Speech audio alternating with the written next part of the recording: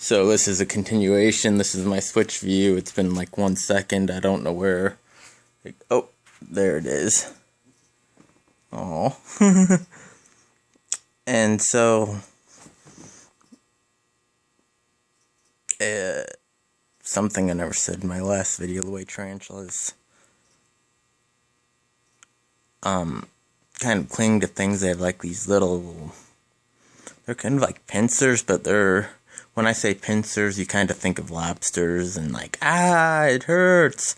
But it's a little tickly pincer kind of, and so that's the way they hold on to things. I'm trying to get it should be a her, pretty big, still too young to tell. I'm going by feel here, going this way, just want it to move somewhere where I can see it. Oh, there we go. Just want her to move, because I would never, never, never objectify a spider. Oh, didn't see, as I was saying in my last video, they kind of get a little skittish if they don't know what's going on. This one is named Schizo because it goes between skittish and calm. Since I got it, it's actually a lot more tame now. But yeah, when they don't know where they're at, they use their front legs to kind of feel around, get a new scent, get a new smell. Something's going on. I'm trying to see if it has pedipalp. Oh, it's got hook. See, right there is what you're looking for. Nope, I'm mistaken. Oh yeah, no, I'm not. So, I'm gonna try to get a good view of the hook. It's hard from this angle.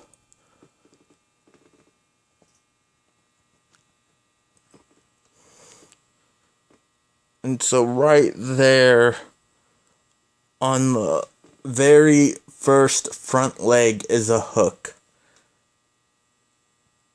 And that means it is a male. And so, he will not get as big as females are. But he'll still get pretty big. As I mentioned in my last video, I really...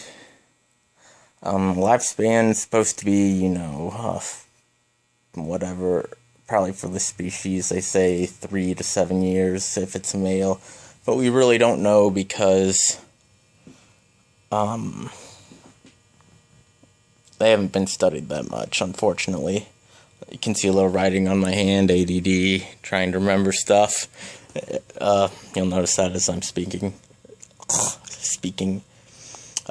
And I'm glad I got him out today, because I never noticed how big he was getting. I probably should get a bigger enclosure for him.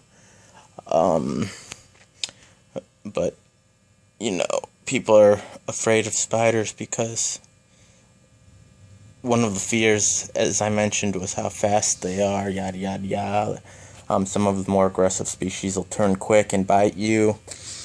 But in general, they're just pretty chill. This isn't one of the rose hairs. This isn't a quote-unquote moving rock. So, it will have different behaviors. And as you can see, there we go, completely upside down. The hooks stay there pretty strong, and the feeling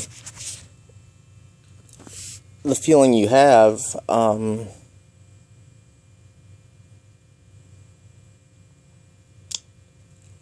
I want to say it's like a thumbnail, but that sounds painful. It's not. It's like if you set a thumbnail on your hand without pushing it at all. That's what it kind of feels like. You hardly even notice it's there. And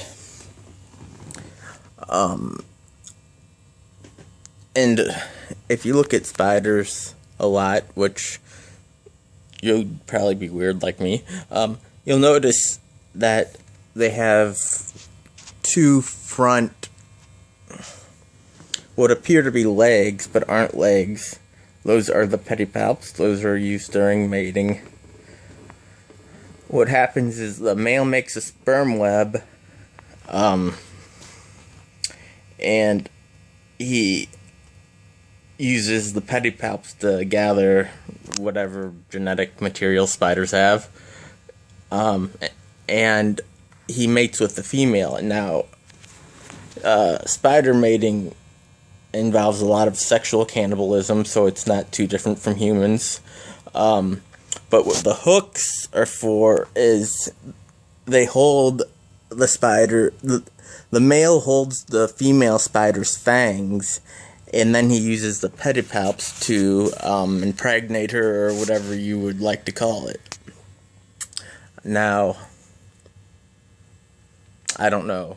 I think it'd be kind of weird to be a male spider taking a female spider on a date, like, you know, where would you like to go and eat me? Not like, where would you like to go and eat? It's, where would you like to go and eat me? Oh, I missed it. See, that, some people might mistake that for a defense position. It's definitely not the raising of the legs. It's a little curious, like, hey, what's going on? See, I'm giving, let's see if I can hold this. High five, little buddy. High five. See, it's just feeling around. It doesn't know what's going on. And it's just climbing. There we go. This is what I wish I had during the, when I first got him out. Let's see if I can get the video. I'm trying to be very gentle with him because, you know, he's my little buddy. So, like I said, spiders have very poor vision. Let's switch it back around. Or, look at the legs. See, that's what I wanted to get. They're just kind of feeling around, trying to get a sense of where they are. And he just completely moved to my other arm, and so he's like, hey, where am I? But, the variations in the spider's behavior obviously occur based on what kind of environment they live in. Even though this is a white-kneed bird eater, and even though the Parahabana genus are also generally bird eaters, they don't eat birds. It's more or less of, it's a misnomer. Sometimes, very rarely, they'll go up in trees and eat a bird egg. But, they eat, you know, pretty much insects all their lives. Sometimes, small reptiles. They're big.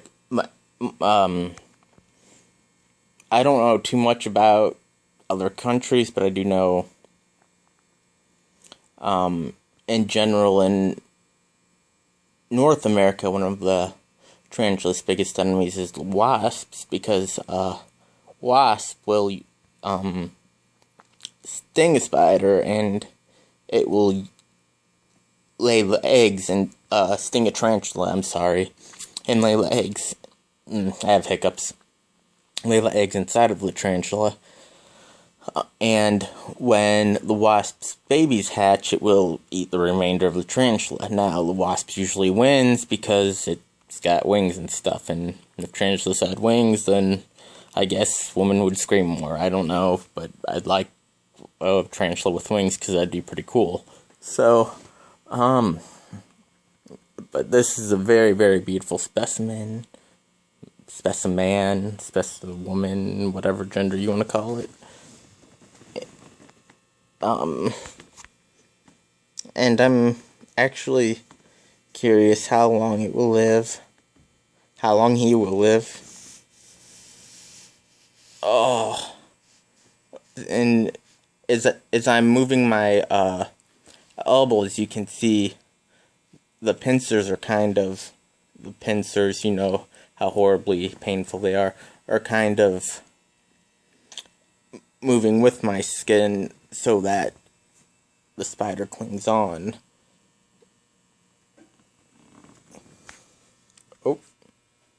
Hey, low five, not a high five. Low five. Hi, little buddy. Oh, I said in my last video, I talked a little bit about the urinating hairs. They'll kick their butt hairs, or whatever. Also, during stress, sometimes their hairs just fall off, and that's generally a bad sign, if their hairs are falling out, because, because, there's something going on, some sort of environmental stressor. And it's usually when you hold them. When they mature more, the urinating hairs tend to become more irritating, I guess I could say. And even if the spider's not aggressive, they become more difficult to hold. Because the urinating hairs, just the touch of the skin will irritate the skin to the extent of a rash.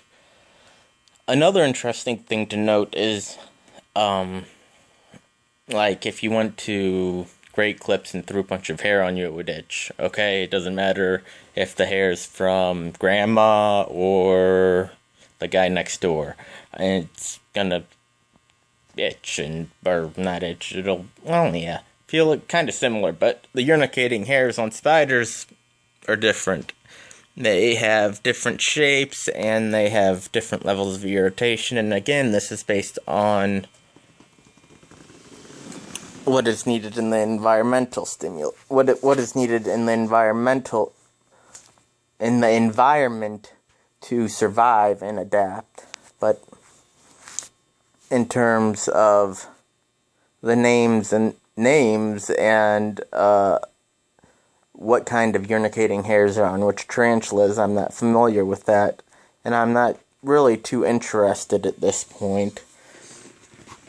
The most fascinating thing about tarantulas, I think, is the venom, because while all human saliva is basically the same, tarantula venom has to vary based on the environment. And these variations, in my opinion, they're feeling around, just like, hey, where am I? I'm not used to this big moving land mass of human. But the variations of venom, in my opinion, could provide medicinal treatment to diseases we've yet had cures for.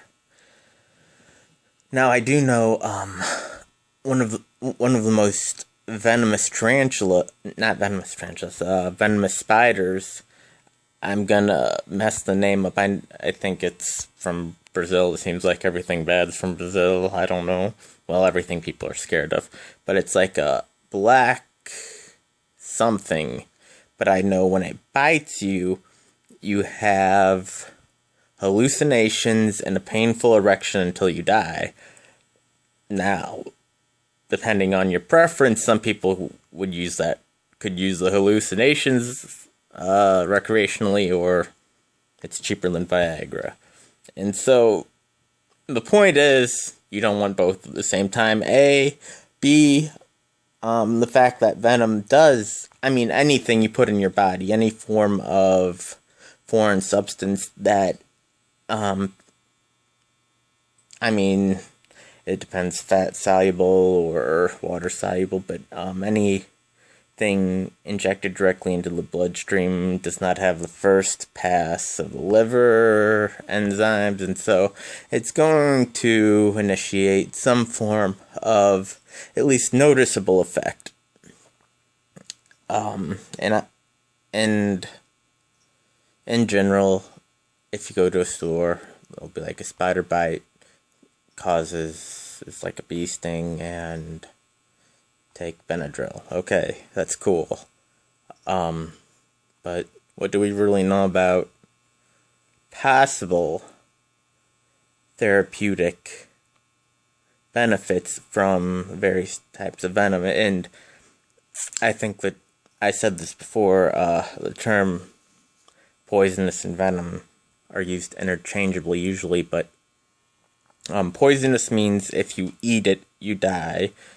There's only one poisonous spider actually in the world, so, and I don't know how they found that out. Someone might have been like, hey, I want to try this spider, I'm dying. But I don't like people who eat spiders, because that's weirder than putting them on your elbow. Ear itched, sorry.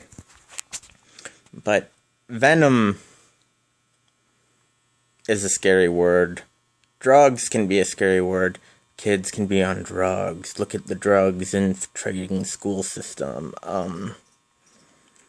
But they are synonymous also with, drug can be synonymous with medicine. If you say, oh, I'm taking a medicine to help me cure XYZ disease, it sounds a lot better than saying, yeah, I'm taking a drug to help me get through. By calling the chemical composition of whatever the spider needs to inject and digest its food venom, it sounds very foreign, very scary, very, it should not ever be in me ever again. Well, ever again. Ever, but while the larger majority of this statement may be true, while most venoms in tarantulas do not most likely have medicinal value, some of them may, and I believe that's why we need to have more research into not only tarantula, but the different kinds of insects, toads. We've identified most mammals and stuff. The smaller things are kind of more evasive, but plants, fungi. Fungi is one organism. But we need to look closer at how these organisms operate, and when I say operate, I mean on a molecular level, because it's the molecule of X, Y, or Z that elicits an effect. It's not gonna be just a single element like hydrogen or oxygen, though. I mean, obviously we need oxygen, but don't kill spiders, and they're our friends, because I'd rather be bitten by a tarantula, though I never have been, than have malaria. And the reason I make that analogy is spiders, not just tarantula, spiders make their webs, normal spiders make their webs, and eat mosquitoes, stuff like that. And mosquitoes transmit malaria, and I don't particularly think that's something I'd want on a Sunday morning.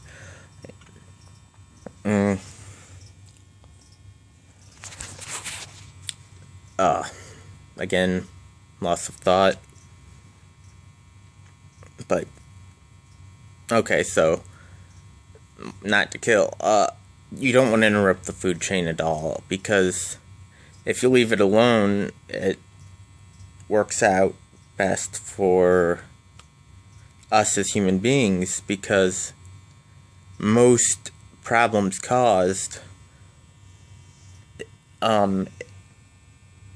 environmentally, like insects, rodents, whatever, are due to human interference. I know one of the neighbors I have likes to kill snakes, and Snakes kill rats, which carry diseases.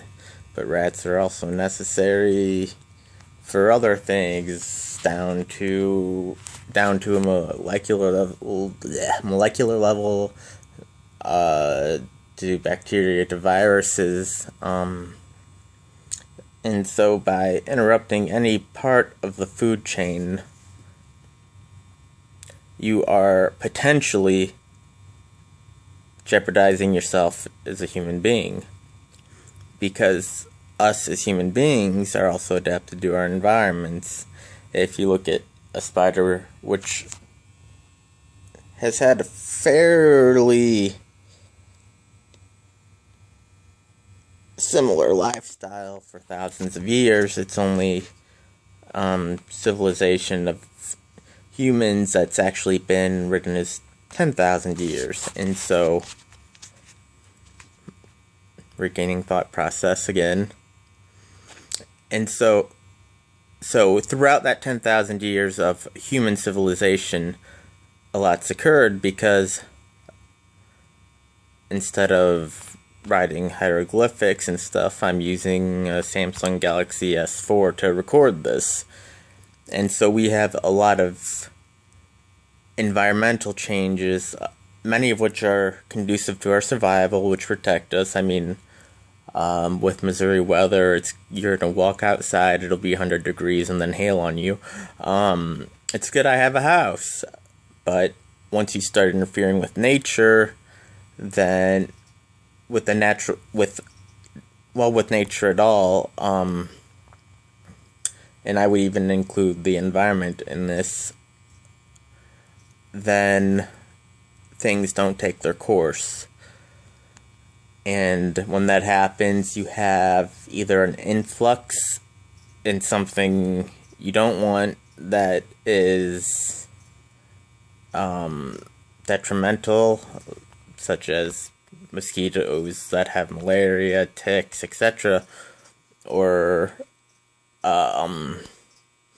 the diminishing of something that we as human beings need to consume or tend to consume in order to survive, like meat, for example, cows, poultry, etc. And this, for some reason, brings me to the bird flu.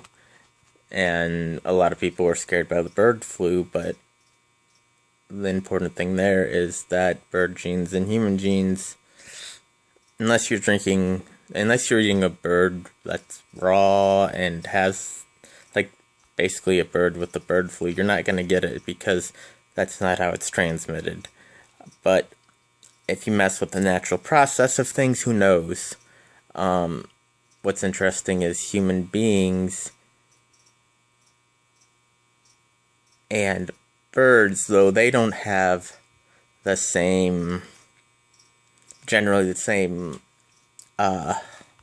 proteins which compose places for viruses, etc., to attach to.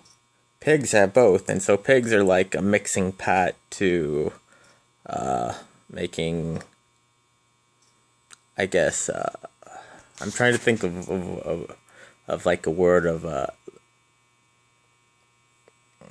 don't know, like if you sneeze, like a cold, like a contagion, but that's a mixing pot, but we don't know. That's not a reason to kill off all the pigs, because if that happens, who knows what's gonna happen. So, I guess the moral of this entire video is, Schizo is a good little boy, unfortunately. I don't plan on letting him go on any dates soon, to let him be eaten and leave nature alone, let it do its thing. Okay? Peace out.